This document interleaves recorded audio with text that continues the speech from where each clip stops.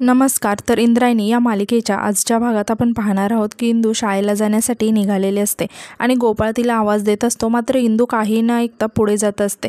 आता गोपाळ पळत पळत इंदूजवळ येतो आणि इंदूला म्हणतो की अगं इंदे, काय तुला काय कळतं की नाही? तुझ्या कानात बोळे गेलेत का? यावर इंदू म्हणते की काय झालं? गोपाळ सांगतो की अगं काय झालं म्हणजे किती वेळ झालं तुला आवाज देतो मी. इंदू म्हणते आवाज देतोय? अरे मला कळलंच नाही रे. यावर गोपाळ म्हणतो की बरं ते जाऊ दे, पण तू कसला विचार करतेस? इंदू काहीतरी सांगणार तितक्यात तिचं लक्ष एका भिंतीकडे जातं. त्या भिंतीवर लिहिलेलं असतं की मला एक बळी द्या, मी हे गाव कायमचं सोडून जाईल. हे बघून इंदू आणि गोपाळ जरा टेन्शनमध्ये येतात. आता इंदू थोडासा विचार करते आणि म्हणते की गोपाळ, माझ्या डोक्यात एक खूप भारी आयडिया आली. असं म्हणून ती जायला लागते. तेव्हा गोपाळसुद्धा तिच्या पाठीपाठी जात म्हणतो की इंदे, अगं आता कसली आयडिया आले, मला पण तर सांग. तर इकडे गावातले सगळेजण जमलेले असतात आणि तिथे सुद्धा भिंतीवर लिहिलेलं असतं. ते सगळेजण बघून खूप घाबरलेले असतात. तिथे अंताजा आणि प्रेमनाथसुद्धा असतात. तितक्यात तिथे पोपटरावांची गाडी येते आणि सगळ्यांकडे पोपटराव बघत म्हणतात की काय झालं काय? असं तोंड पाडून बसू नका, आम्ही आहोत ना, काळजी करू नका. आणि हे असल्या धमक्यांना तर न घाबरता आणि ते आप्पांना म्हणतात की आप्पा, अहो आमचा वाडा 24 तास खुला आहे गावच्या सेवेसाठी, केव्हाही तुम्ही या, आम्ही हजर आहोत. पण एक गोष्ट मात्र लक्षात ठेवा, या गावाच्या सेवेसाठी आमचे वाडवडील सतत झटत आलेत. अनेक मोठमोठ्या कुर्बान्या त्यांनी या गावासाठी दिल्यात आणि आधी आम्ही एकदा नाही, दोनदा नाही, तर 3-3 वेळा या गावाची सेवा केली. आता काही लोकांना ते नाही आवडलं, गावाने धोका दिला आम्हाला, आमची आमदारकी हिसकावून घेतली. पण हरकत नाही, आम्ही आमची सेवा करण्यात थांबणार नाही. त्या दाढीवाल्या साडेवाल्याला बळी हवा आहे ना, देऊ, पण गावातलं कोणी माणूस नाही आहे, आम्ही स्वतः पोपटराव लांडगे त्यांच्यासमोर जाऊन बळी म्हणून आम्ही जाऊ आणि त्याला सांगू, तुला काय त्रास द्यायचा ना तो आम्हाला दे, काय खेळायचं आहे ना ते आमच्यासोबत खेळ आणि आम्हाला छळ, कच्चं खायचं आहे ना तर आम्हाला खा, पण आमच्या या विठूच्या वाडीतील कुणालाही त्रास देऊ नका, असं आवर्जून आम्ही त्याला ठामपणे सांगू. हे सगळं ऐकून सगळेजण पोपटरावांकडे आश्चर्याने बघत असतात. आता अंताजी स्वतःशीच म्हणतात की हा दुर्रीचा पोपट्या स्वतःच्या जीवावर एवढा का उदार झाला आहे? लोकांचा जीव नको नको करणारा आता गावासाठी जीव देणार आहे. आणि ते हसत म्हणतात की आठवं आश्चर्य झालं म्हणायचं. हे सगळेजण पोपटराव लांडगे साहेबांचा विजय असो असं म्हणायला लागतात. तर आता दुसरीकडे इंदू पळत पळत आतोबांना आवाज देत येते. गोपाळसुद्धा तिच्या पाठी येतो. आतोबा विचारतात की काय रे, काय झालं, असं सकाळ सकाळ काय एवढं आवाज देत आलाय? तेव्हा गोपाळ आणि इंदू एकमेकांना खुणावून सांगत असतात की तू बोल. तेव्हा आता गोपाळ म्हणतो की आतोबांना हात जोडून की आतोबा, आम्हाला तुमची मदत हवी होती, प्लीज आमची मदत कराल का? हे बघून आतोबा म्हणतात, गोपाळ महाराज, अहो तुम्ही हात काय जोडताय? अहो तुम्ही विनंती करायची नाही, तुम्ही हुकूम सोडायचा. काय झालं, बोला ना, काय करायचं आहे? तेव्हा इंदू म्हणते की आतोबा विचारतात की काय? इंदू म्हणते की तुम्ही आमच्यासाठी साडी नेसाल का? तेव्हा आतोबा शॉक होऊन म्हणतात की काय? तर दुसरीकडे आपण पाहतो की पोपटराव खूप खुश असतो आणि तो त्याच्या कार्यकर्त्याला म्हणतो की काय मग, कळली का आमची पॉवर? त्यांचा कार्यकर्ता मान हलवून म्हणतो की हो. यावर पोपटराव वैतागून म्हणतो की नुसती मान हलवू नको, कामाचं बघ. म्हटलं की ताक ओळखायचं, प्रत्येक गोष्ट तुला तोंड उचकटून सांगितलीच पाहिजे का? आणि ते विचारतात की आज काय आहे? तेव्हा त्यांचा कार्यकर्ता सांगतो की आज दत्त जयंतीचा उत्सव आहे. यावर पोपटराव म्हणतात की आज गावातले सगळे पत्रकार एकत्र जमणार आहेत, तेव्हा सगळ्या पत्रकारांना कळव की माननीय सन्माननीय पोपटराव लांडगे गावाच्या भल्यासाठी स्वतःला त्या भूताच्या हवाली करणार आहे. आमचा त्याग अख्खा गावाला कळला पाहिजे ना. यावर पोपटरावाचा कार्यकर्ता म्हणतो की पण याच्यानंतर काय? आणि याच्यातून नंतर काय होणार आहे? हे ऐकून पोपटराव हसायला लागतो आणि म्हणतो की त्यानंतर आम्ही छूमंत्र 8-10 दिवस गोवा, थायलंड सगळं फिरणार आणि मग नंतर साळसूद होऊन येणार सगळ्या गावकऱ्यांसमोर आणि त्यांना सांगणार की त्या भूताने आम्हाला कसं छळलं, असं म्हणून ते हसायला लागतात. आता दुसरीकडे आपण पाहतो की व्यंको महाराजांना आप्पाचा फोन येतो. आप्पा व्यंको महाराजांना म्हणतात की व्यंको महाराज, ते थोडंसं बोलायचं होतं. तेव्हा व्यंको महाराज म्हणतात की हां दौलत आप्पा, काय झालं? अहो असा तुमचा आवाज का वेगळा वाटतोय, काही काळजीचं कारण आहे का? तेव्हा आप्पा त्यांना सांगतात की हो, अहो त्या भूताने आता गावातल्या भिंतीवर लिहिले की मला बळी हवा आहे आणि आज बळी मिळाला तरच मी जाईन. आणि सगळ्यात काळजीचं कारण म्हणजे गावातल्या लोकांना या सगळ्यावर विश्वास बसू लागलाय महाराज. यावर व्यंको महाराज म्हणतात की दौलत अप्पा, माझं असं म्हणणं आहे की कोणीतरी स्वतःचा स्वार्थ साधण्यासाठी संपूर्ण गावाला वेठीस धरतंय. आता मात्र हे सगळं थांबायला हवं, अति झाले. हे बघा, तुम्ही काळजी करू नका, मी आज रात्री लगेच गावात येतो. आता मात्र पोलिसांनाच बोलवायला हवं. आप्पा म्हणतात, बघा ना महाराज, दत्त जयंतीच्या दिवशी गावात हे सगळं असं चालू आहे. आता पोपटरावांनी त्यांचे अनाउन्समेंट केले आहे की माझा बळी द्यायचा. हे ऐकून व्यंको महाराज थोडेसे विचार करतात आणि म्हणतात की पोपटराव, आणि ते आप्पांना म्हणतात की आप्पा, मी काय सांगतो ते नीट ऐका तुम्ही. अजूनही सगळ्या गावकऱ्यांना निर्धाराने सांगा की या भूताखेतांवर विश्वास ठेवू नका. हे असलं काही नसतं, हे सगळं ढोंग आहे. आणि आज ताबडतोब मी रात्री गावात येतो, काळजी करू नका, असं म्हणून ते फोन ठेवतात. यानंतर दुसरीकडे आपण पाहतो की सर्व फंटा गँग एका ठिकाणी आलेले असतात. तिथे एका जुन्या घराजवळ तोच मांजागुंड झोपलेला असतो आणि सगळेजण त्याला चोरून बघत असतात. आता इंदू आणि पप्या अचानक रडत पळत त्या मांजाजवळ येतात आणि म्हणतात की काका काका, भूत भूत. तो मांजा गुणाजी उठतो आणि म्हणतो की काय काम आहे आणि तुम्ही इकडे कसं काय आलं, तुम्हाला इथे कोणी पाठवलं? पप्या रडत म्हणतो की पाठवलं नाही, आम्ही स्वतः आलो आहे. आता सगळीच फंटा गँग पळत तिथे येतात आणि रडायला लागतात की भूत भूत.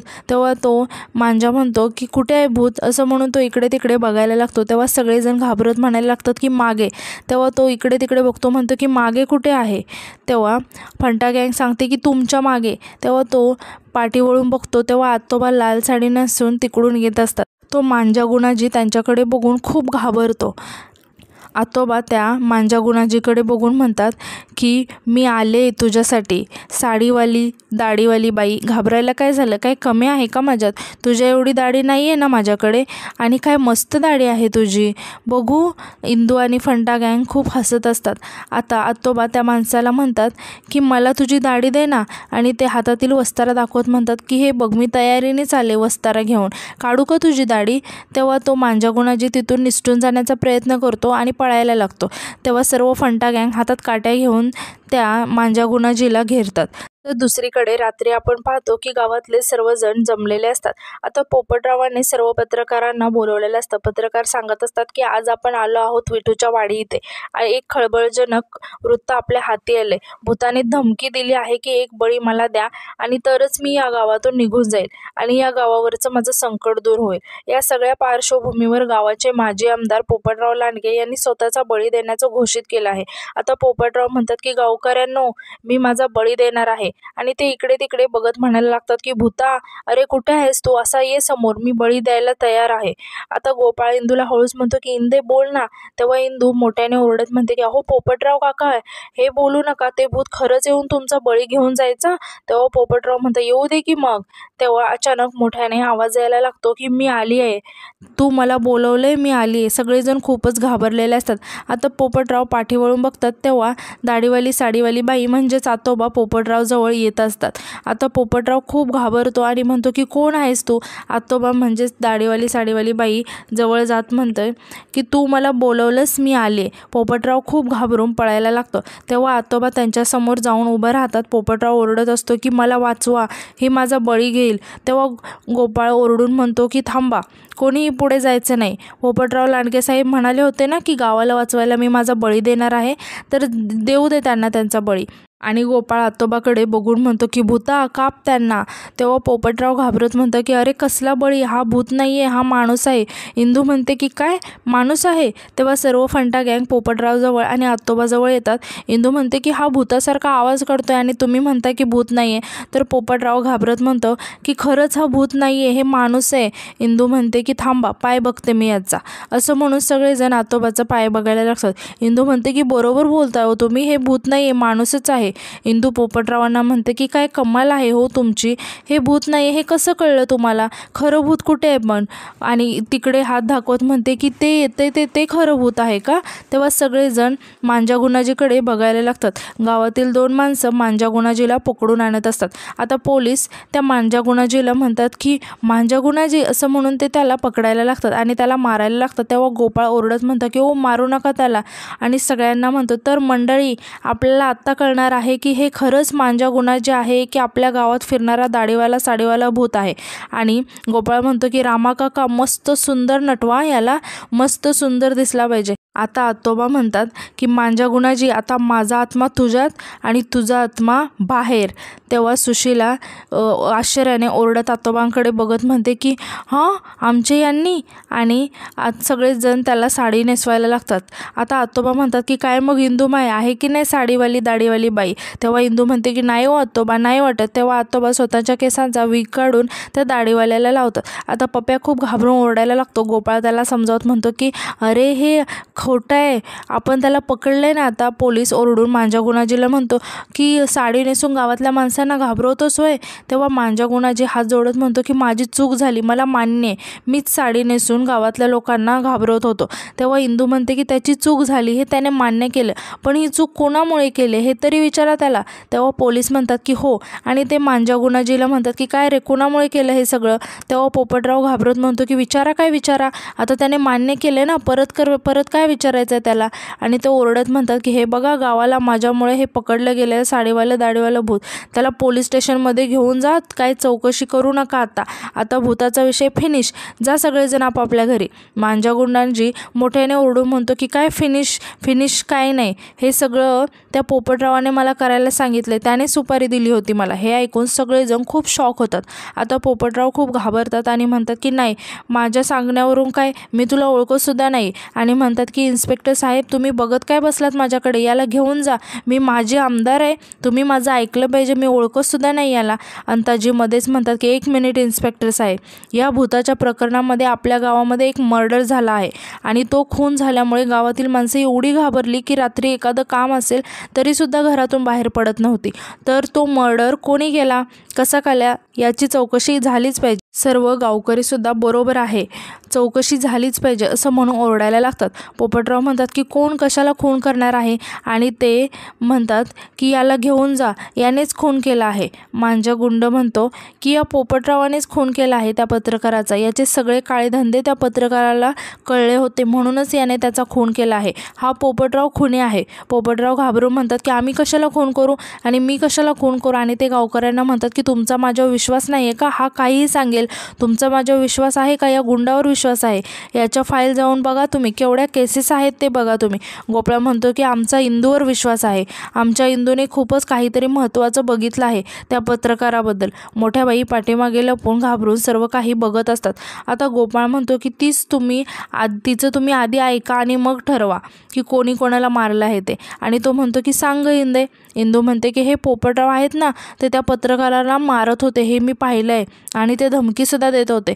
पोपटराव तिथून पळून जाण्याचा प्लॅन करत हळूच त्याच्या कार्यकर्त्याला म्हणतात की गाडी काढ.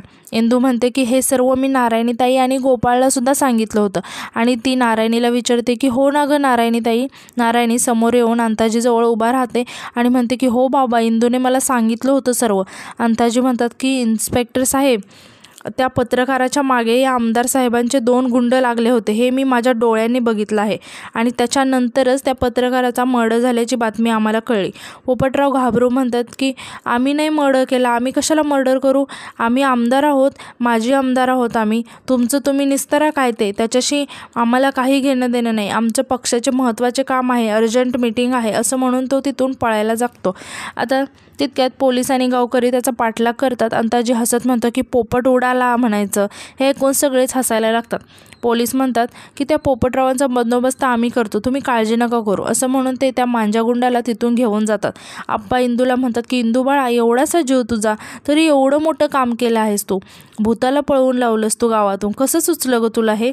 इंदू म्हणते की अहो, हे सगळं मी एकटीने नाही केलं आहे, मी, गोपाळ आणि आमच्या अख्खी फंटा गँगने केलं आहे. अंताजी म्हणतात की ही गँग फंटा गँग नाही, फॅन्टॅस्टिक गँग आहे, कमालच केली आहे ह्या पोरांनी. इंदू म्हणते की कमाल आम्ही नाही केली, कमाल कोणी केली आहे माहिती आहे का तुम्हाला? इंदू म्हणते कमाल एका मोठ्या व्यक्तीने केली आहे, तुम्हाला नाव सांगू का? या सगळ्याच्या मागे आमच्या मोठ्याबाई. सगळे आश्चर्याने मोठ्याबाईंकडे बघायला लागतात. इंदू मोठ्याबाईंना म्हणते की मोठ्याबाई, लपता कशाला, या ना समोर. मोठ्याबाई घाबरत अंताजींना म्हणतात की अहो, मी काय नाही केलं. आणि इंदूकडे बघून म्हणतात की इंदे, मी सांगितलं होतं ना माझं नाव कुठेही घ्यायचं नाही म्हणून, मग कशाला करतेस गं, मी खरंच काय नाही केलं. इंदू म्हणते की आता तुम्ही मला जे काही सांगितले ते मी फार लपवू शकत नाही, मला सांगावंच लागेल. अंताजी म्हणतात की आनंदी, या भूत प्रकरणाशी तुझा काय संबंध आहे का?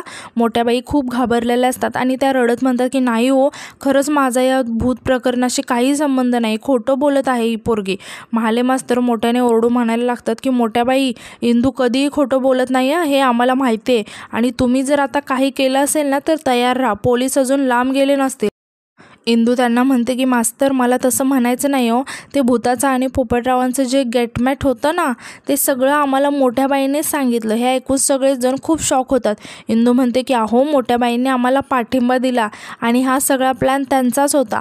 गोपाळ म्हणतो की मोठ्या बाईंनी आम्हाला सांगितलं भूत वगैरे काही नसतं, तो माणूसच आहे. इंदू म्हणते की पोपटरावांना कसं पकडायचं याची पण आयडिया त्यांनीच आम्हाला दिली. हे ऐकून सगळे मोठ्या बाईंचा विजय असो असं म्हणायला लागतात आणि मोठ्याने टाळ्या वाजवायला लागतात. मोठ्या बाईंना इंदूचं बोलणं आठवतं की इंदू म्हणाली होती की मीच तुम्हाला वाचवू शकते, हे सगळे मी तुमच्या भल्यासाठीच करते आहे. अंताजी खुश होऊन म्हणतात की आनंदी, तो आपल्या विठूच्या वाडीला मोठ्या संकटातून बाहेर काढला आहे आणि या छोट्या पोरांची मदतसुद्धा केली. मोठ्याबाई खुश होऊन हसत म्हणतात की हां, मीच केलं खरं. आणि त्या अंताजींना म्हणतात की आता तुम्ही सगळे एवढं गावासाठी करतात, मग मी थोडंसं केलं म्हणून कुठे बिघडलं? आणि त्या सर्वांसमोर येऊन म्हणतात की त्याचं काय झालं, मी तुम्हा सर्वांना खरं खरं सांगते. असं म्हणून त्या पोपटरावांबद्दल सांगायला लागतात की पोपटराव ना पहिल्यापासूनच बदमाश, तो गावचं वाटोळच करत होता, पण मला ते काही बघवलं नाही.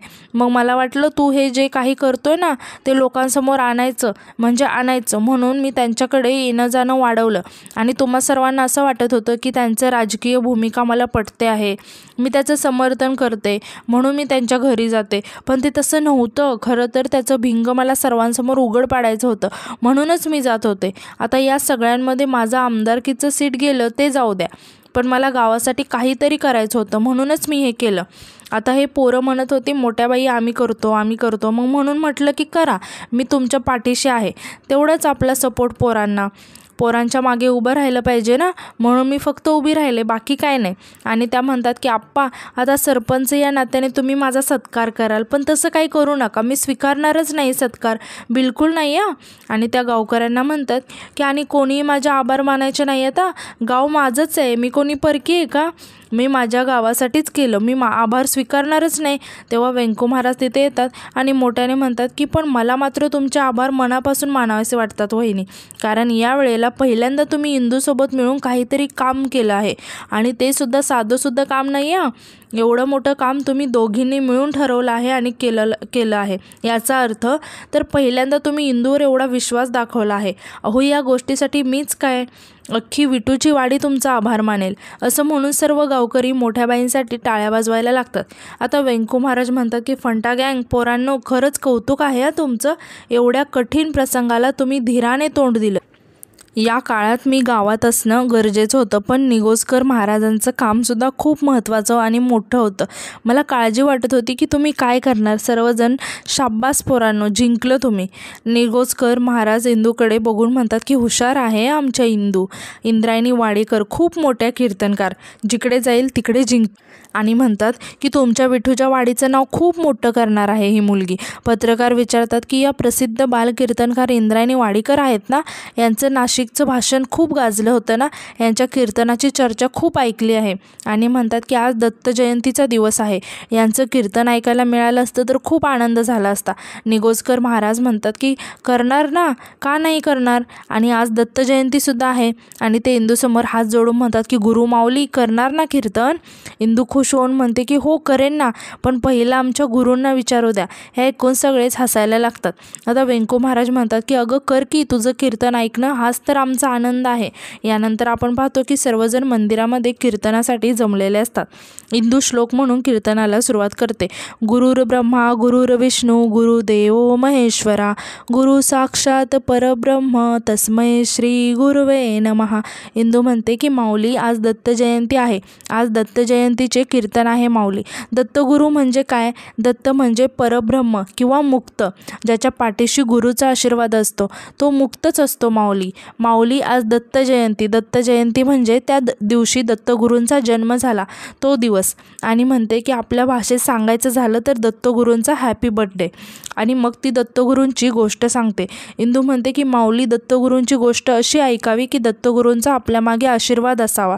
इंदू म्हणते ज्ञानेश्वर माऊली म्हणतात, ज्याच्या पाठी गुरूंचा आशीर्वाद त्याला कुठल्याच मदतीची गरज नाही. गुरूचा आपल्या पाठीशी नेहमी आशीर्वाद असावा. आणि ती व्यंकू महाराजांकडे बघून म्हणते की इथे माझे गुरु व्यंकू महाराज आणि गुरु समान निगोजकर महाराज, कल्पतरू म्हणजे गुरु. आणि अशा कल्पतरूंच्या सावलीत जर तुम्ही बसलात तर अनंत इच्छा पूर्ण होतात असं म्हणतात माऊली.